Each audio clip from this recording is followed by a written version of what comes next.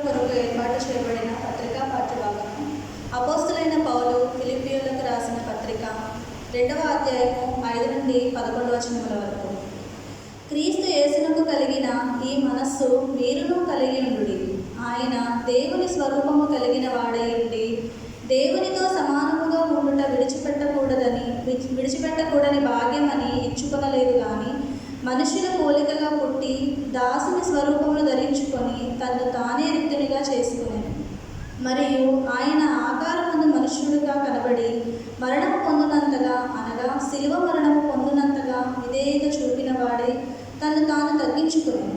అందుచేతను పరలోకమందున్న వారిలో కానీ, భూమి మీద ఉన్న వారిలో కానీ, భూమి క్రింద ఉన్న వారిలో కానీ ప్రతివాని మోకాలను యేసునామమున వంగునట్లును, ప్రతివాని నాలుకయు తండ్రి అయిన దేవుని మహిమార్థమై యేసుక్రీస్తు ప్రభువుని ఒప్పుకొనున్నట్లును దేవుడు ఆయనను అధికముగా హెచ్చించి ప్రతి నామమునకు పైనామమును ఆయన అనుగ్రహించు. ఇంత వాక్య పద్ధతి.